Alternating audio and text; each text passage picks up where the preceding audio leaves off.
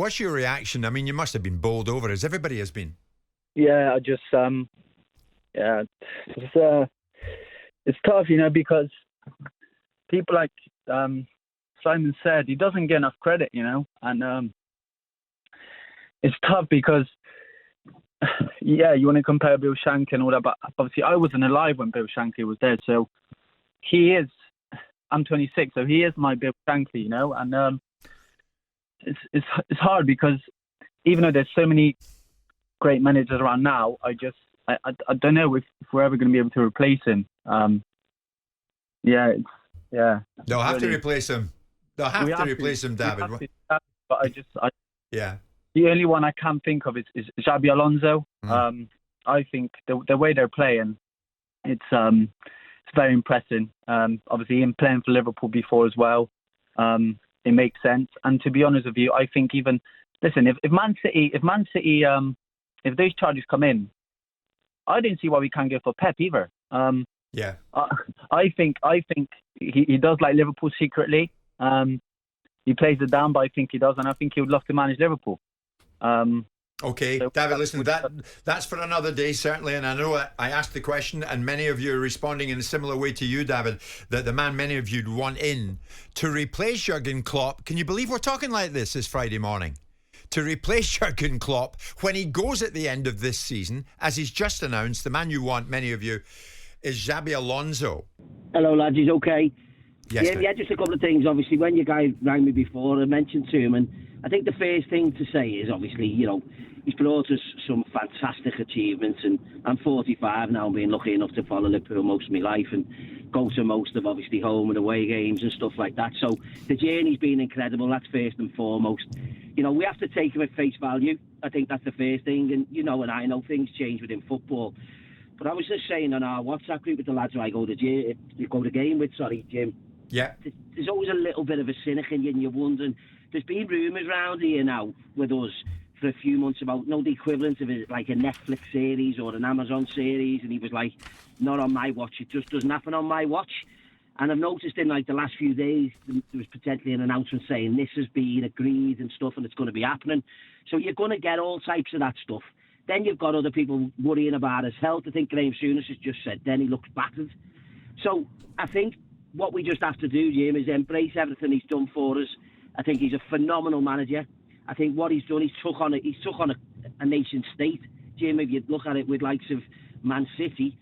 And I think what we have to do as Liverpool fans, and the ones who go to the game, the ones who don't go to the game, ultimately we've got an opportunity now to give this man the best send-off you ever can, because I think it's the least he deserves. Absolutely. Kevin, I'm looking at messages coming in. Scott, I'm looking at messages coming in. This is Kevin, who, like you, is a big Liverpool fan. Scott, react to this for me. I was a young boy when Bill Shankly left. I remember it still. The news about Klopp hits hard, but it's important here to remember we should just be grateful that we had Klopp at all at Liverpool. Do you go with that, Scott? Yeah, absolutely, Jim. And, I was lucky enough where my dad used to follow Liverpool, so it's, uncles and stuff, and he's told me the stories from likes of Shankly before my time, as I say, and as growing up, how things have moved through at Liverpool. And we've, been there, Jim, it wasn't that long ago, 15, 20 years ago, we were awful. And the best part of us going to away matches was to trip on the coach. Let's make no bones about it. So what this man's done for us, Jim, in these last 8 years has been absolutely unbelievable. Okay, Scott, really appreciate your call and your words. Thank you very much indeed. So many Liverpool fans phoning in. I'm afraid, obviously, obviously we're limited to the number we can have on air, but Andrew has made it. Andrew, good afternoon. What do you want to say, mate? Good afternoon. Hi, guys. How are you? All right, Andrew. How are you? I'm all right. I just want to say three things. I met Jurgen Klopp about 3 years ago when I was over at Liverpool, or a Liverpool game. And he was one of those guys that he had so much energy that he gave me a big hug. And at the start of the conversation, he's full of energy. But now I am sorry that he's leaving. I'm nearly in tears here, because he's one of those guys that likes heavy metal football, and I like him, and I just hope that everything's okay. Are you like many other Liverpool fans, Andrew, who obviously are in shock? And I know it's football, but I mean, football's an emotional business, and Liverpool, obviously, brings huge emotion to many people, not just in this country and around the world when we talk about the football club. Yeah. But, yeah. I mean, it's an emotionally charged moment, Andrew. It is. It's a very emotionally charged moment, and I just hope that, and I actually agree with Martin Keown there, because I just hope that Liverpool can kick on now and win the league and maybe a couple of trophies to give them a good send-off. I'm sure they will. Andrew, thank you for that. I agree with you, Martin. From this point onwards, so much attention will focus on the football club and obviously focus on Klopp, that it is intriguing to think of how this season will now finish from a Liverpool point of view. Total positive energy, I see. I mean, he's left an indelible mark on football first, on Liverpool, and on the fans of that football club. And he'll continue to do that, Jim.